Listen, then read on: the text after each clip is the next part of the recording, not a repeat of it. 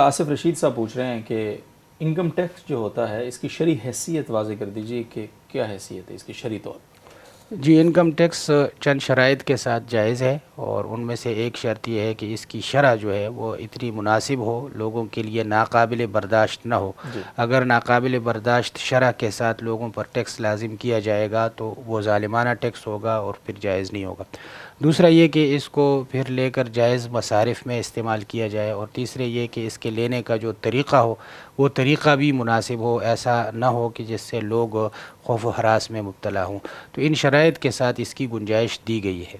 ٹھیک ہے، گنجائش دی گئی ہے، اور اس سے آگے بڑھ کر تھوڑا سا اس پہ بھی اگر آپ روشنی ڈال دیں کہ ہمارے جو ملک ممالک ہیں اس طرح کے، اور خاص طور پاکستان کی اگر ہم بات کریں تو وہ ٹیکس پر ہی چلتے ہیں ان کے سارے معاملات۔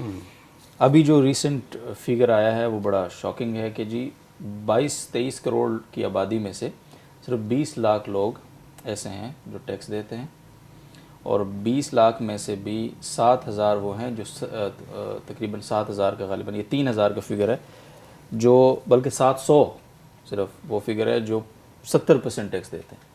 تو کیا یہ جو باقی آبادی ہے، اور جو ہم ظاہر پھر حقوق کی بات بھی کرتے ہیں اور ہمیں ڈیولپمنٹ بھی چاہیے، ظاہر ہر بندے کی ایک ضرورت ہے، تو ہمارا اس میں کتنا کنٹریبیوشن ہونا چاہیے کہ اللہ تعالیٰ نے اگر ہم کو دیا ہے تو جو ہماری رسپانسبلٹی اور ذمہ داری ہے ملک کے لیے ادا کرنا، اور وہ ظالمانہ اب یہ اچھا یہ بھی بتا دیجئے کہ کون یہ طے کرے گا کہ یہ ظالمانہ ہے یا نہیں ہے۔ اب ہر بندہ اپنے لحاظ سے کہے کہ یہ تو ظالمانہ ہے تو اس طرح تو پھر نظام نہیں چلے گا۔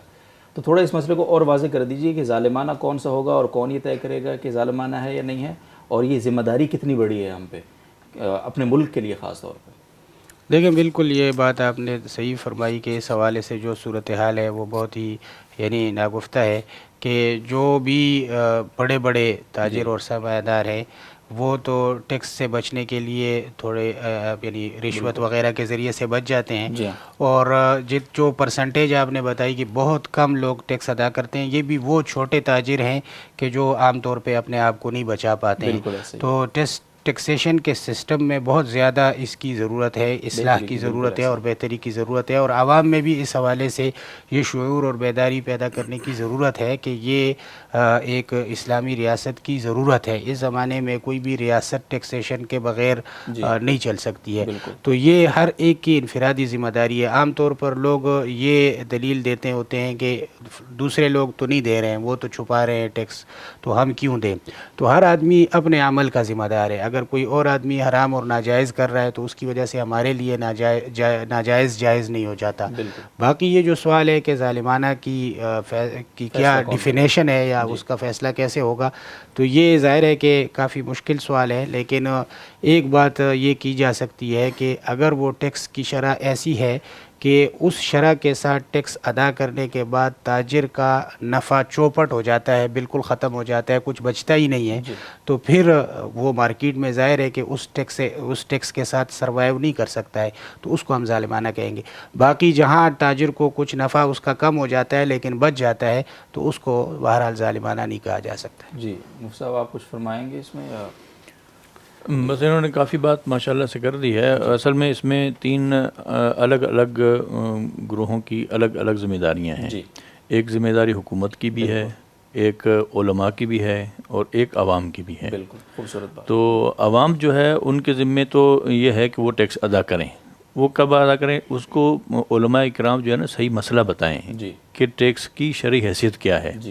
عموماً ایسا ہوتا ہے کہ جب کسی سے آپ پوچھتے ہیں کہ بھی ٹیکس دیں یا نہ دیں، وہ کیونکہ اس کو معاملات کا پتہ نہیں ہوتا، حکومت کی وہ ٹیکس کا معنی کو ہی نہیں سمجھ رہا ہوتا اصالتاً، تو لہٰذا وہ کہتا ہے نہیں جی حکومت ظلم کرتی ہے لہذا اس کو ٹیکس بالکل نہیں دینا چاہیے، جتنا آپ ہو سکتا ہے بچانے کی کوشش کریں۔